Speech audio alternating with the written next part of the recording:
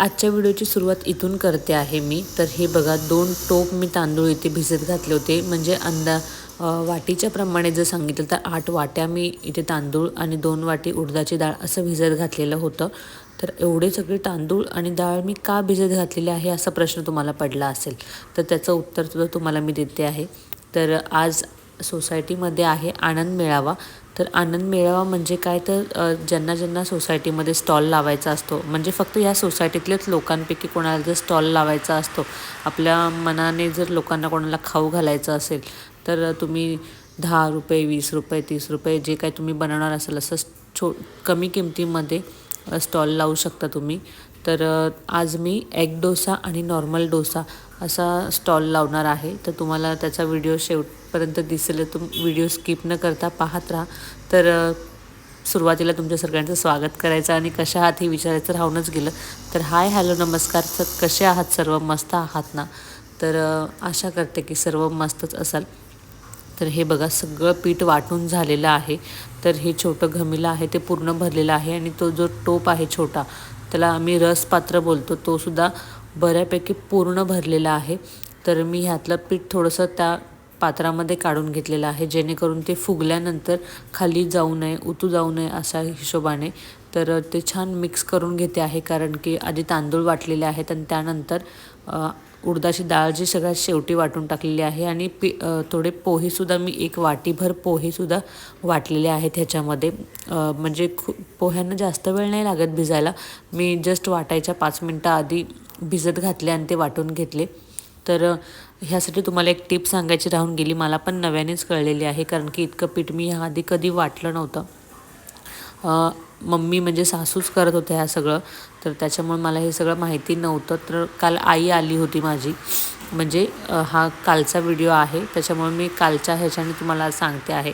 तर ती काल आली होती मला हेल्पसाठी, डोसा बनवण्याला मला कोणतरी हवं होतं सोबत, कारण की काल गॅसवरच खाली डोसे बनवायचे होते आणि गरम गरम बनवून द्यायचे होते।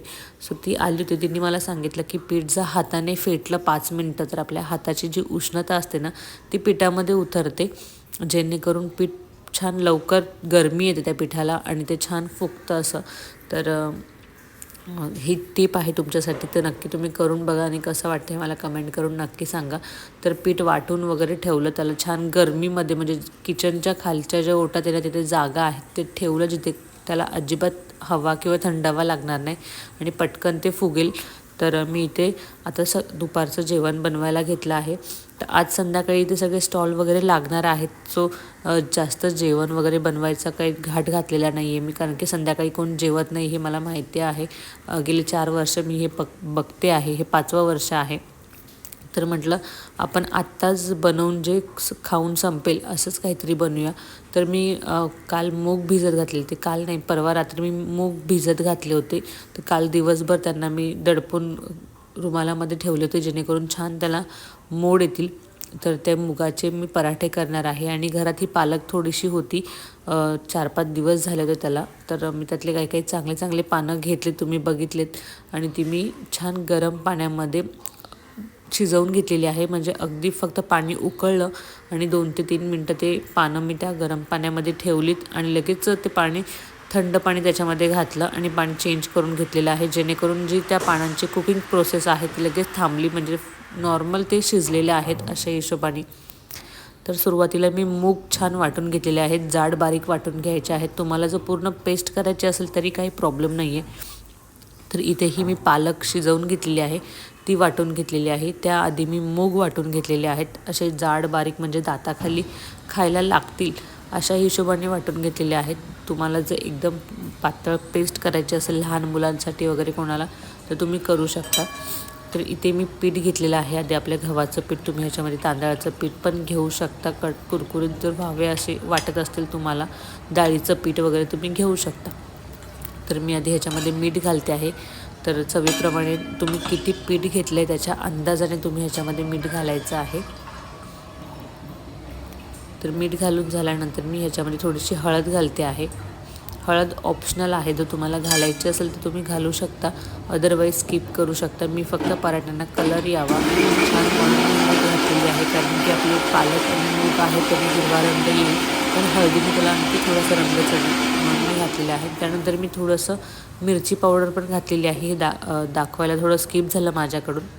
असं छान मी आपलं ते मूग आणि पालकचं मिश्रणसुद्धा ह्याच्यामध्ये घालून घेतलेलं आहे आणि छान पीठ असं मळलेलं आहे. जसं आपण चपातीसाठी मळतो तसं मी पीठ मळून घेतलेलं आहे. जास्त नरम पण नाही मळलं आणि जास्त कडक पण नाही मळलेलं. सो मी ते 15-20 मिनटं भिजायला ठेवलं होतं आणि बाकीचे कामं आवरून घेतले. किचन ओटा वगैरे साफ करून घेतला, जेणेकरून मला पराठे बनवायला जास्त काही त्रास होणार नाही किंवा क्लीन वाटेल. माझी सवयच आहे ती की एक काम केलं की म्हणजे एक काम जर झालं किंवा काही बनवून झालं ना तर पटकन किचन ओटा क्लीन करायची आणि सारखा हात पाण्यामध्ये असतो माझा. सतत मी हात धुवतच असते. तर मी किचन वगैरे क्लीन करून घेतलं आणि ते 15-20 मिनटं झालेले होते. तर मग पराठे बनवायला सुरुवात केली. तर हा सगळा घाट मी मल्हारच्या बाबांसाठी घातलेला आहे खरं तर, कारण की मूग हा प्रकार त्यांना आवडतच नाही जास्त. मूग म्हटलं का ते भाजी खायला खूप नाटक करतात. सो म्हटलं आज काहीतरी त्यांच्यासाठी वेगळं काहीतरी करूया. तर मला माहिती नाही तुम्हाला माहिती असेल की नाही असेल, पण हे सगळं मी माझ्या मनानेच विचार केला आणि मला असं वाटलं की चला असं काहीतरी ट्राय करून बघूया कसं होईल ते. तर मग मी हे असं मूग वाटले, पालक वगैरे वाटली, हिरवी मिरची, लसूण, अद्रक हे सगळं. तुम्हाला मी हिरवी मिरची, लसूण तुम्हाला दाखवलं तर ते सांगायला विसरले. तर हिरवी मिरची, लसूण, अद्रक आणि थोडासा ओवा हे सगळं वाटून घेतलेलं आहे. मी पिठामध्ये घातलेलं आहे. हिरवी मिरची तुम्ही तुमच्या अंदाजाने आणि चवीप्रमाणे तिखटचं प्रमाण जास्त कमी करू शकता. तर हे सगळं मी मळून घेतलेलं आहे छान. आणि तुम्हाला काय सांगू, जर मला टेस्ट तुम्हाला दाखवता आली असेल ना तर खूप छान झालं असतं. पण इतके छान झाले होते ना, इतके छान टेस्टला. मला वाटलं नव्हतं की मल्हारच्या बाबांना इतके आवडतील. अक्षरशः त्यांनी 4-5 पराठे खाल्ले आणि त्यांना समजलं पण नाही की हे मुगाचे पराठे आहेत ते. म्हणजे खूप नंतर त्यांना कळालं. मी स्वतःहून त्यांना विचारलं की कसले पराठे खाल्लेत, तर ते बोलले मेथीचे पराठे की पालकचे पराठे होते. तर म्हटलं नाही, तुम्हाला जी गोष्ट आवडत नाही त्याचेच पराठे होते. तर मग गरम गरम सगळ्यांना पराठे मी एकीकडे बनवते आणि एकीकडे सगळेजण खात आहेत. असं सगळ्यांचं मस्त पराठे खाल्ले, सगळ्यांचे पोट भरून झालं. मी पटपट माझंसुद्धा मी म्हणजे खाऊन घेतलं आणि मग किचन वगैरे क्लीन केलं, भांडे वगैरे सगळे घासून झाले. तर आता तुम्ही बघतायत की हे पार्सल आलेलं आहे. तर आज संध्याकाळचीच ही तयारी चाललेलो आहे. तर आज संध्याकाळी एग डोसा होता. खाली माझं जे स्टॉल लावणार होते त्याच्यासाठी सुरुवातीला मी सांगितलं, तर त्याच्यासाठी हे अंडे मागवलेले आहेत. हा एक ट्रे मी मागवला होता की जेणेकरून इतके अंडे इनफ होतील असं मला वाटते. पण बघूयात. तर खोलून बघते आहेत, कारण की मी फर्स्ट टाईम ऑनलाईन मागवलेले आहेत. तर बाहेर जायला मला नाही वेळ मिळाला. सो म्हटलं चला ऑनलाईन मागवूया. झेप्टोवरून मी मागवलेलं आहे. अगदी 15 ते 20 मिनटामध्ये ही ऑर्डर आपल्या घरी पोचून जाते. तर तुम्हीसुद्धा ह्याचा वापर नक्कीच करा. म्हणजे असं नाही की खूप मोठ्या मोठ्या वस्तूच, तर अंडी, दूध वगैरे या सगळ्या, ब्रेड वगैरे तुम्हाला जे ग्रोसरीमध्ये हवं आहे किंवा कॉस्मेटिकचे पदार्थ हवेत किंवा औषधं हवेत, जे काही हवेत ना ते तुम्हाला सहज इथे मिळून जाईल. तर दुपारी सगळं ते झालं, थोडा वेळ आराम केला, मुलाला पण थोडा वेळ झोपवलं आणि मग खाली आलो.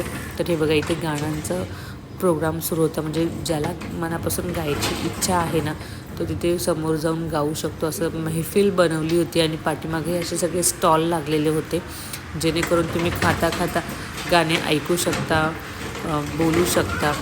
खूप असं एकदम बोलतात ना, खूप छान वातावरण झालेलं होतं सोसायटीमध्ये. इतकी मजा येते ना. तर चल तुम्हाला मी सगळे स्टॉल दाखवते, एन्जॉय करते. मी वडापावचा स्टॉल लावलेला आहे. सुरुवातीला चॉकलेटचा स्टॉल होता. हा आहे पिठलं भाकरीचा स्टॉल. ह्या आजी नेहमी पिठलं भाकरी लागतात आणि ह्या आजींचा काल मी तुम्हाला एक किस्सासुद्धा सांगितला की इतक्या एनर्जेटिक आहेत. आणि त्यांच्या 2 सुना आहेत, त्यासुद्धा त्यांच्यासारख्याच खूप एनर्जेटिक आहेत. म्हणजे बोलतात ना, सासूला आणि सुनेमध्ये एकदम तोडात एकदम आहेत त्या एकदम. तर ते काय होतं मला माहिती नाही, कारण की मला पाहायला नाही मिळालं. मी पण माझ्या स्टॉलमध्ये बिझी होते. हा व्हिडिओ मी कोणाला तरी काढायला सांगितला होता, एका लहान मुलाला, त्याने व्हिडिओ काढला होता. त्यांनी ते पाण्याची सोयसुद्धा केलेली आहे, म्हणजे खाऊन झाल्यानंतर पाणी प्यायला. तर हा स्टॉल रिकामा होता माझ्या बाजूचा. आणि ते हे बघा, तुम्हाला इथे सरप्राईज मिळालं असेल की ते माझी आई आलेली आहे आणि ती मला हेल्प करते आहे. बऱ्यापैकी डोसे तिनेच बनवले होते, कारण की काही काही माळकरी लोकंसुद्धा होते ज्यांना नॉनव्हेज अजिबात नको होतं. म्हणजे एग डोसा जरा पण चालत नाही त्यांना. तर माझा त्याच्यामध्येच खूप गोंधळ उडाला की ज्यांना म्हणजे साधा डोसा हवा आहे त्यांना अजिबातच अंड्याचं म्हणजे बोलतात ना त्या एका तव्यावर दोन्ही डोसे बनवलेले नको होते, तसं 2 तवे ठेवावे लागले. मग दुसरा तवा ठेवस तर तो थंड व्हायचा आणि मग तो गरम व्हायला परत टाईम लागायचा. ह्याच्यामध्ये माझा भरपूर वेळ झाला, पण मला वाटलं नव्हतं इतका प्रतिसाद मिळेल एग डोशाला. ह्याच्या आधी मी आपला पाववडा हा स्टॉल ठेवला होता आणि तोसुद्धा इतका म्हणजे हे झाला होता ना हिट. तर खूप छान वाटलं. हे दोन्ही पण जे डिश होत्या, 2 पदार्थ होते माझे दोन्ही म्हणजे हे तिसरं वर्ष आहे जे मी स्टॉल लावत आहे. मागील 2 वर्षामध्ये तुम्हाला सांगितलं मी पाववड्याचा स्टॉल लावला, तर खूप छान वाटतं आहे. म्हणजे ह्याच्याने असं वाटतं की आयुष्यात जर कुठे बाहेर स्टॉल लावायचा असला किंवा बिझनेस करायचा असेल तर त्याच्यासाठी नक्कीच विचार करू शकतो. आणि हा एक आनंद आहे की लोकांना काहीतरी करून खाऊ घालायचा. आपल्याला जमतं आहे की नाही जमतं आहे, पण छान जमलं, खूप छान वाटलं. तर खूप छान छान प्रकार आणि खूप छान छान टेस्ट लोकांच्या हाताला आहेत आणि खूप छान बनवून आणलेलं होतं. आणि ह्याच्यामध्ये मुलंसुद्धा खूप छान सहभाग घेतात. म्हणजे सोसायटीमध्ये खूप छान गोष्ट आहे. प्रत्येक सोसायटीमध्ये असं राबवला पाहिजे किंवा ह्या सगळ्या गोष्टी व्हायला पाहिजे असं मला वाटतं, जेणेकरून सगळी सोसायटी किंवा सगळे लोक भेटतात, एकत्र येतात. तर तुम्हाला कसा वाटला हा व्हिडिओ मला कमेंट करून नक्की सांगा. आणि व्हिडिओ आवडला असेल तर व्हिडिओला लाईक करा, शेअर करा, सबस्क्राईब करा, छान छान कमेंट करा. आणि आपल्या सबस्क्राईबच्या बाजूला जे बेल आयकनचं बटन आहे ते अजूनसुद्धा प्रेस केलेलं नसेल तर ते प्रेस करा, जेणेकरून माझ्या नवीन नवीन व्हिडिओ तुम्हाला पाहायला मिळतील. तर भेटूया नवीन व्हिडिओमध्ये. तोपर्यंत बाय. श्री स्वामी समर्थ.